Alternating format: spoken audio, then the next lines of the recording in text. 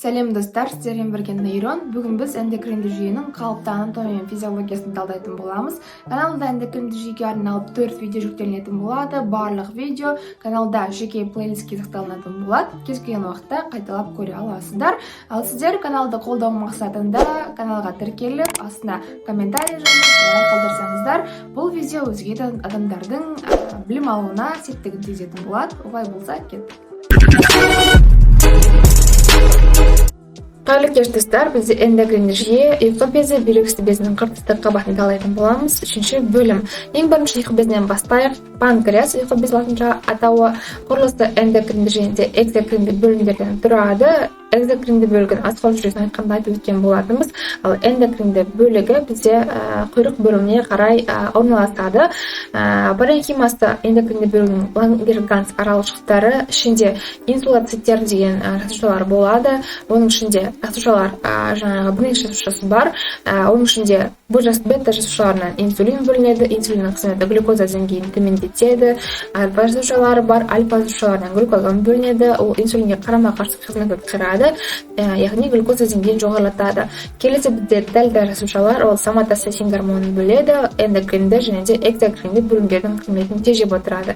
Келесі бізде ПП жасушалар, немесе панкреатитті полипептид, асқазан және де панкреатикалық сөлдердің бөлінуін ынталандырады. Келесі бізде ВИП гормоны, яғни D1 деп қатты жазылған достар. ВИП гормоны вазоинтестинальды полипептид ұйқы безінің қызметін стимулдеп отырады.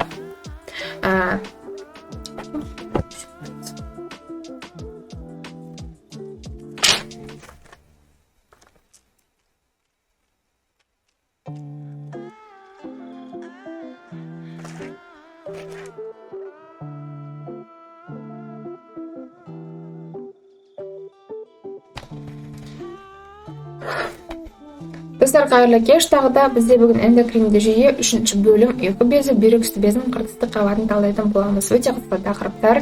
Ең бірінші бізде ұйқы безі панкреас деп аталады уақытын тіліне аударған кезде. Құрылысы 2 бөлімнен тұрады. Эндокринді және де экзокринді бөлімдер. Эндокринді бөлімі ұйқы безінің құйрық жағында көбірек орналасады. Паренхимасы Лангерганс аралшықтары.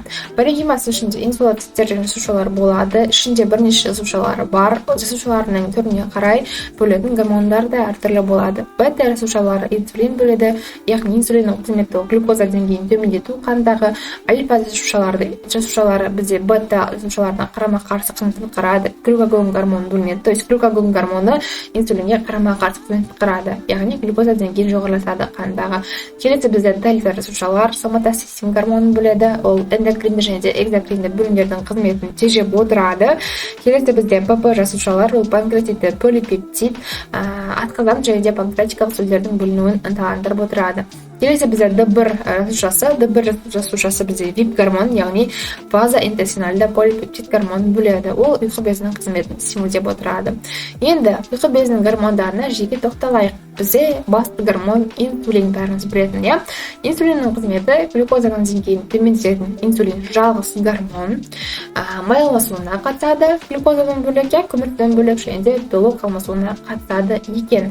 Енді бізде бірден патологиясын өтейік. Егерде инсулиннің деңгейі төмен болса, гипосекреция болса, бізде қанты диабет болады.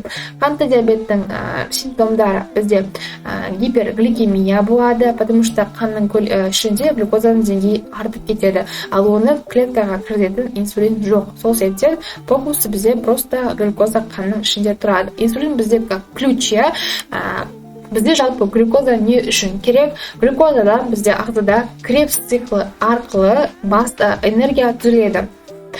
Сол энергия арқылы бізде организм қоректенеді және де жұмыс жасауға басты жаңағы отынды болып табылады глюкоза организмге. Егер де глюкоза бізде клеткаға кірмесе, глюкозадан клеткаға кіргізетін ключ инсулин болмаса, бізде организм энергиямен қамтамасыз етілмейді. Сол себептен қанты диабет өте қауіпті аурулардың бірі, әрі көп таралған. Потом бізде гипергликемиядан бөлек глюкозурия болады. Яғни қанда көп болып тұрған глюкоза ол полностью жаңағы бүйрекпен зәр арқылы шығарады сыртқа. Сосын полиурия болады. Глюкоза қан өзінен бірге суды көп алып кетеді, полиурия болады. Потом су көп шыққаннан кейін полифагия мен полидипсия, яғни шөлдеу және де глюкоза қанның құрамында көп болып болып тұрғанымен клеткаларға кіріп тұрған жоқ, бәрібір сол себептен клеткалар ашығады. И сол себептен бізде адам қанша тамақ жесе де адам жаңағы чувство насыщения болмайды адамда. Вот. Потом бізде кетоацидоз болады. Кетоацидоз дегеніміз бізде организмде көмірсу болмағаннан кейін организм, клеткаларға көмірсу кірмегеннен кейін организм жаңағы көмірсуды басқа өнімдерден жасап алғысы келеді. Глюконеогенез процесс, ол көбінде белоктардан жасалынады ең бірінші кезекте. Көмірсу. Белоктар бізде ыдырайды. Ыдырағаннан кейін белоктардың соңғы өнімі кетон денешіктері болады. Кетон денешіктері организмде көп жиналғандықтан бізде pH жоғарылайды. То есть pH төмендейді организмде қышқылдық орта пайда болады. Есесінде бізде кетоацидоз туындайды. Кетоацидоз дегеніміз ол бізде жаңа айтқандай өте қауіпті жағдай. Кетоацидоздың соңы бізде кетоацидоздық комамен аяқталуы мүмкін. Сол себептен бұл жаңағы процесске дейін организмде жеткізбеу керекпіз.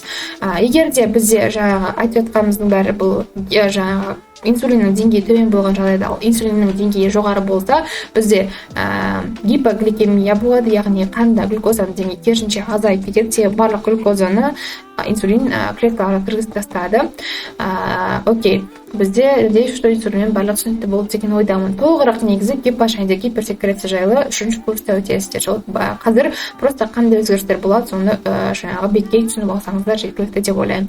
Келесі бізде бүйрек безінің қыртысты қабаты, гландула супрарреналис бүйректің үстінде орналасады. Айтып тұрғандай, құрылысына келетін болсақ, мінекей суреттерден қарап алсаңыздар болады. Қыртысты және милы қабаттардан тұрады. Қазір жерге айтатын боламыз. Милы және қыртысты қабаттан тұрады. Қыртысты қабаттың өзі 3 қабаттан тұрады. Шумақты қабат, будалы қабат және торлы қабат. Әр қабаттарында өзінің бөлінетін гормондары бар. Шумақты қабатта бізде минералокортикоидтар, будалы қабатта глюкокортикоидтар, торлы қабатта жыныс гормондары бөлінеді.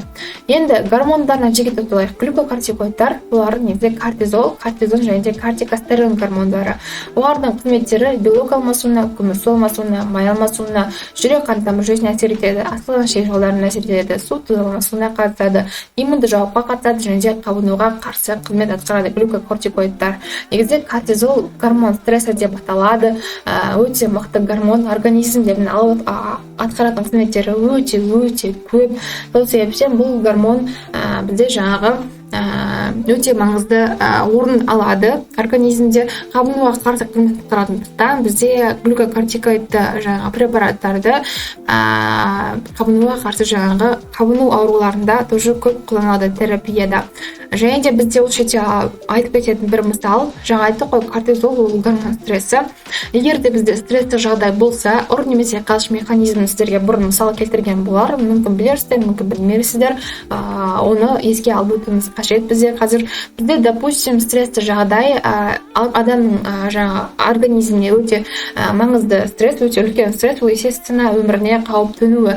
Допустим, біздің алдымызда бір қасқырды көрдік, орманда келе жаттық, қасқырды көріп қалдық, біздің организм ұр немесе қаш механизміне өтеді. Егер де біздің қасқыр шамамыз жететіне организмнің көзі жетсе, бізде стресс гормоны бөлінеді, кортизол және де адреналин гормоны қосымша бөлініп, бізде организмде жаңағы қашуға дайындалады, қашуға немесе ұруға дайындалады. Бұл кезде кортизол адреналин бөлінген кезде бізде жаңағы қан тамырлар қысылады, жүрек қан тамыр жүйесінің қызметі артады, бізге маңызды өмірге маңызды органдарға қанның тасымалдануы көбейеді. Ол бізде өкпе, жүрек және де мышцалар дегенде, бауыр дегенде осы ағзаларға қан көбірек барады, осы ағзаларға более көп фокус жеткізіледі. Ал басқа жаңа репродуктивті система, иммунды система деген секілді системаларға жаңағы басты фокус бөлінбейді. Себебі бұл шетте бізде ең маңызды нәрсе ол өмірімізді сақтап қалу. Бұл шетте даже біздің жаңағы көзіміздің көруі де өзгеше болады, туннельді көру деп атайды. Біз тек қана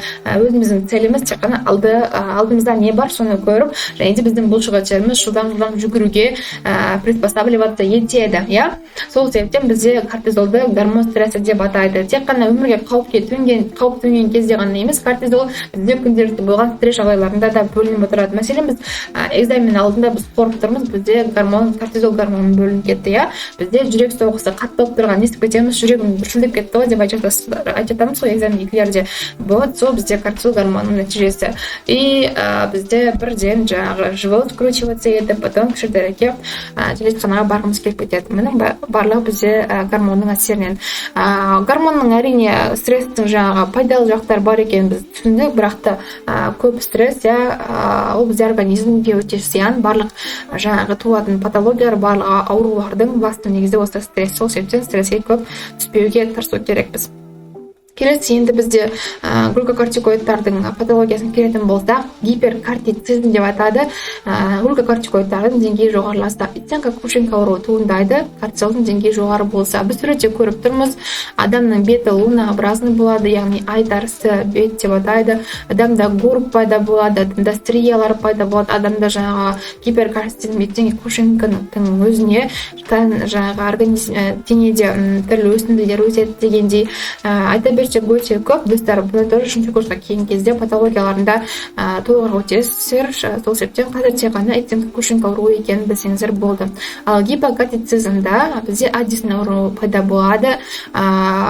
Бронзовая болезнь деп атайды. Бұл аурудың пайда болу механизмі бізде, когда адренокортикотропты гормондардың деңгейі бөлінген кезде, адренокортикотропты гормондармен бізге көп бөлінсе, бізде адренокортикотропты гормондармен бірге бізде меланин стимулирующий гормондар бөлінеді. Меланин стимулирующий гормондар бізде организмге пигмент береді. Сол себептен бізде бронзовая болезнь деп атайды Аддисон ауруын. Келесі бізде минералокортикоидтардың қызметі, ол бізде жаңағы, то есть гормондар ең бірінші альдостерон мен дезоксикортикостерон, ал олардың қызметі бізде детальды түтікшелердегі бүйректе натрийді реабсорбциялайды. Және де натрийдің орнына бізде зәрге калийді экскрециялау арқылы калийді шығарып жібереді. Яғни су тазалануына да қатысы бар. Енді бізде минералокортикоидтардың деңгейі жоғарылайтын болса, организмде Crohn ауруы пайда болады. Достар, осымен біздің 3-ші бөліміміз аяқталды. Алдағы 4-ші бөлімде көріскенше, видео пайдалы болса және ұнаған болса, әдеттегідей видеоға лайк басып, комментарий қалдыр, және де каналға тіркеліп өтсеңіздер, мен қуанышты болар едім. Келесі көріскенше.